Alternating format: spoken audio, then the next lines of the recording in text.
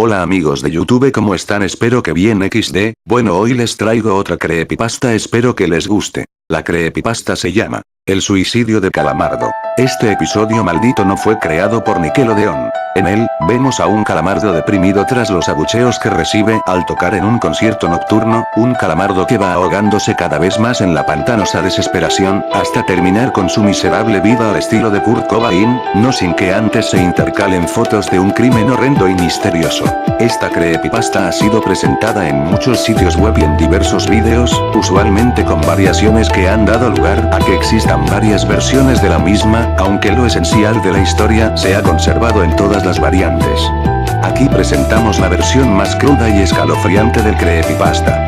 La experiencia de un interno en los Nickelodeon Animation Studios. Antes de contar las cosas horribles que vi, debo decirles que se decepcionarán si esperan una respuesta a lo que verán al final, pues sencillamente no la hay. Y bien, comenzaré diciéndoles que fui interno en los estudios Nickelodeon durante el 2005. No me pagaban ya que estaba haciendo mis pasantías, prácticas profesionales previas a la obtención del título, para poder graduarme en la carrera de animación, y desgraciadamente las pasantías casi nunca son pagadas. Aunque no lo crean, los adultos no suelen ver un buen trabajo en lo que me tocó hacer en Nickelodeon, aunque casi cualquier niño habría dado media vida por estar en mi lugar. A mí me tocó ir con editores y animadores, y siempre tenía que ver los capítulos nuevos antes de que saliesen al aire. El punto es que acababan de terminar una película de Bob Esponja, pero pasaría mucho tiempo antes de que se iniciase la siguiente temporada de la serie, ya que el staff entero tenía bloqueada la creatividad. Sin embargo, la verdad es que el retraso no tuvo que ver tanto con esa falta de ideas como con algo bastante perturbador: el suicidio de Calamardo. En efecto, hubo, en principio por la falta de creatividad, un problema con la elaboración del primer episodio de la siguiente temporada, tan grande que retrasó todo por meses. No obstante, el equipo de trabajo encontraba maneras de desestresarse en medio de la complicada situación, y una de esas era creando bromas inspiradas en las series animadas. Así, un día estaba en el cuarto de edición con los principales animadores y los directores de sonido, e íbamos a hacer el corte final de lo que aparentemente sería el primer episodio de la nueva temporada de Bob Esponja. Pero, antes de que lo hiciéramos, nos llegó una copia de lo que en teoría era el episodio Fear of a Krabby Patty, solo que estaba alterado y tenía un título falso de tono humorístico, tal y como, según supe, sucedió con el episodio Rockabye Revolve, en el cual Patricio y Bob adoptan una ostra, cuyo título fue cambiado, en la copia alterada, no en la versión que salió al aire, por cómo no funciona el sexo. Y pues, la verdad es que a mí no me agradaban mucho estas bromas, y esta vez, cuando vi el falso título de Skidward Suicide, el suicidio de Calamardo, pensé que era una broma macabra de mal gusto, cosa que quizá también creyeron algunos, como un compañero que emitió una risa seca. En todo caso, permanecimos sentados a ver qué mostraba la pantalla. Al igual que siempre, al comienzo se escuchó la musiquita alegre en que sale el pirata cantando esa archiconocida letra de Vive en una piña debajo del mar, y todo lo que sigue y los niños se saben de memoria. Después, ya en el episodio como tal, aparece Calamardo tocando su clarinete, equivocándose en algunas notas y haciendo reír al fisgón fastidioso y amarillo de Bob, cuyas carcajadas irritan al amargado molusco, que se detiene abruptamente, se asoma a la ventana y le grita a Bob, pidiéndole que se calle y le deje practicar para el concierto que tiene en la noche. Bob, amable como siempre, accede y se va con Patricio a ver a Arenita. Tras esto, se ve la pantalla de burbujas, las burbujas que ascienden, generalmente antes de un salto temporal en el capítulo, y aparece Calamardo, justo en el final de su concierto. Es ahora cuando todo se enrarece, ya que, mientras Calamardo toca al final del concierto, se repiten unos cuantos cuadros sin que se repita el sonido, que parece continuar por sí solo hasta que se alinea con las imágenes en el momento en que Calamardo termina de tocar, y la multitud murmura y seguidamente lo abuchea, pero no en la forma en que estas cosas pasan en la serie. Se oían igual que abucheos reales y cargados de malicia. En cuanto a Calamardo, él estaba de pie, asustado y nervioso, viendo a la multitud que lo reprobaba con crueldad, y en cuyo centro estaba Bob Esponja. Este no era el Bob inocente que conocemos. Sus ojos eran muy reales, sin ser montaje fotográfico, y detallados, más de lo que se esperaría de una actriz. Eran ojos de pupilas rojas, de mirada amenazadora y perturbadora. en este punto el asunto nos confundió, porque nunca gastaban tanto trabajo en bromas, y eso nos hizo pensar que efectivamente pensaban mostrarles eso a los niños. Lo primero que se me vino a la mente fue La vida moderna de Rocco, una serie animada de Nickelodeon que a veces mostraba escenas bien grotescas, a pesar de estar concebida para que los niños la pudiesen ver. Sin embargo, esto ya se pasaba, al menos para mí y mis compañeros, según pude suponer por cómo se veían entre sí. Después de los ojos rojos de Bob, hubo un fundido en negro y la escena cambió, dando a entender un salto de tiempo hacia adelante. Ahora veíamos a Calamardo sentado en el borde de su cama, con cara de estar sufriendo mucho. Por la ventana de su habitación se veía la noche, dándose a entender que todo eso estaba pasando poco después del concierto. Extrañamente, no se oía ningún sonido ni nada de música, y Calamardo permaneció sentado en la misma posición con su cara de quisiera estar muerto, durante 30 segundos, literalmente, en los que únicamente parpadeó un par de veces, sin mover las manos, las piernas, o parte alguna distinta a sus párpados. Tras los 30 segundos, algunas lágrimas empezaron a brotar de los ojos hinchados de Calamardo, cayendo lentamente por sus mejillas, a la par que el silencio absoluto se rompía con un sonido de brisa en medio del bosque, lo cual era desconcertante porque todos saben que no hay bosque cerca de la casa de Calamardo. Todo empeora aún más cuando de pronto Calamardo se cubre la cara con las manos, y rompe en un llanto profuso y dolorido, llorando en relativo silencio por un minuto en que el sonido del viento parecía intensificarse. Posteriormente, poco a poco la pantalla se fue acercando a la cara de Calamardo, y su llanto se fue volviendo cada vez más fuerte, adolorido y cargado de ira. Este proceso podía notarse claramente en intervalos de 10 segundos y, en una parte, la pantalla pareció doblarse sobre sí misma, volvió a la normalidad en un segundo, y entonces el sonido del viento en el bosque se volvió más potente, casi como el imponente y continuo rugido de un huracán. Pero lo peor era el llanto de Calamardo. No parecía venir de los speakers, los que hacen las voces y sonidos de los personajes, era demasiado real y de tal condición que aparentemente provenía de otra parte. Si quieren duden o crean que estoy sugestionado, pero yo les juro que, al menos en ese entonces, Nickelodeon no tenía equipos de sonido o de edición de sonido capaces de producir un llanto con ese efecto acústico que le hacía oírse como viniendo de otra parte. También, algo que llamó mi atención fue una risa que se escuchó apenas 2 veces, acústicamente bajo el viento y el llanto de Calamardo. Esa risa nunca se escuchó por más de un segundo, era algo como una... corto, seco y cruel, en las veces que se oyó durante esos 30 segundos, tras los cuales la pantalla se puso borrosa, se torció bruscamente, y algo parpadeó sobre ella, tan rápido que no se supo qué fue. En ese instante, el editor principal dio pausa a la animación, y retrocedió, cuadro por cuadro, a ver si ese algo que parpadeó era un cuadro de vídeo que intencionalmente pusieron por solo una fracción de segundo, a fin de que no se viese. Y sí, lastimosamente era eso, y no era nada creado por dibujantes de estudio. Era la foto de un niño de aproximadamente 6 años, que yacía muerto en ropa interior, con la carita deformada y ensangrentada, un ojo que le colgaba del rostro, a la altura de la mejilla, suspendido por un ligamento, y el estómago abierto, con las tripas salidas y parcialmente desparramadas sobre lo que parecía ser el pavimento de algún camino. Adicionalmente, la sombra del fotógrafo podía verse en la imagen, sugiriendo que probablemente él era el asesino. Nadie dijo nada, solamente nos miramos, con una mezcla de indignación, temor, asco e incredulidad.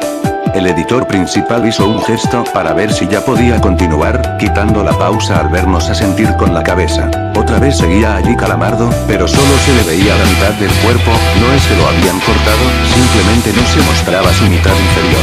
Ahora lloraba mucho más fuerte que antes y las lágrimas se le mezclaban con gotas de sangre que brotaban de sus ojos horrendamente hinchados por el tormento. Era espantoso aunque al mismo tiempo espléndido por la calidad de la imagen, que exponía unos ojos tan reales que uno sentía que se mancharía los dedos de sangre si los tocaba en la pantalla. En cuanto al viento, ahora sí que se oía como un huracán, que zarandeaba los árboles y les partía las ramas, según daban a entender los increíbles efectos de sonido. Y la risa de barítono profundo, esa que antes solo se escuchó 2 veces, ahora se oyó más veces y durando más. Esto duró unos 20 segundos, tras los cuales la pantalla volvió a doblarse sobre sí misma y otra vez algo pareció parpadear, sugiriendo que se trataba de otro cuadro de vídeo ocultado. Nuevamente el editor puso pausa, pero solo buscó el cuadro perdido tras comprobar que los espectadores deseaban ver qué había, aunque supiesen que el horror les esperaba. Sí, de nuevo la misma atrocidad pero con otra víctima. Una niña pequeña en ropa interior, de aproximadamente 6 años, tirada sobre un gran charco de sangre en el pavimento, con la espalda hacia arriba y la cabecita volteada hacia un lado, deformada y ensangrentada, con el ojo izquierdo en el pavimento, bien cerca de su boquita destrozada, levemente unido a la cuenca por un ligamento. Aquel pequeño ojo celeste, pese a estar en el suelo, tenía el iris apuntando al cielo, a manera de última súplica al Creador que de seguro la recibió ese mismo día. Esta niña había muerto peor que el niño, pues sus tripas aún frescas, según se adivinaba por el leve reflejo del sol en las membranas que cubrían las entrañas de la pobre criatura, salían por la espalda, a través de 2 enormes huecos que el monstruo homicida le había hecho cerca de la columna, y por los cuales alcanzaban a divisarse los pulmones. Igual que en la primera imagen, la sombra del fotógrafo se veía. Su forma y tamaño eran idénticos a los del primer fotógrafo. Debía tratarse del asesino. Esta segunda fotografía mórbida casi me hizo vomitar, e indujo a salir corriendo, tras romper en llanto, a la única mujer del equipo. Debimos parar en esas condiciones, pero nos miramos y le pedimos al editor que continuase. Vimos entonces a Calamardo, que lloraba cubriéndose la cara, hasta que tras 5 segundos se cayó y se quitó las manos del rostro, dejando ver sus ojos inyectados de sangre, que latían cual cerebro en una cabeza abierta durante una operación. Por 10 segundos Calamardo estuvo así, con la mirada fija en un sitio que no estaba fuera de él, sino adentro, en el negro mar de sentimientos y pensamientos que le inundaba toda el alma, ahogándola en el mismísimo fondo de la miseria. Transcurridos los 10 segundos, Calamardo volvió a llorar pero sin cubrirse los ojos.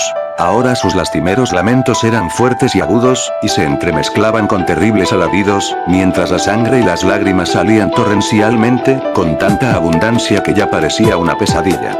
A la par, el sonido del viento, que misteriosamente no se escuchaba, volvió con su suave fuerza inicial, junto a una risa de voz profunda. Después la pantalla se dobló sobre sí misma y apareció el parpadeo causado por el cuadro de vídeo omitido, que esta vez duró algo más pero igual no habría podido verse si no fuese porque el editor puso pausa. Creímos entonces que esta vez la fotografía duraba 5 cuadros, y el editor retrocedió hasta lo que pensaba que era el cuarto cuadro de los 5 que duraba la supuesta fotografía.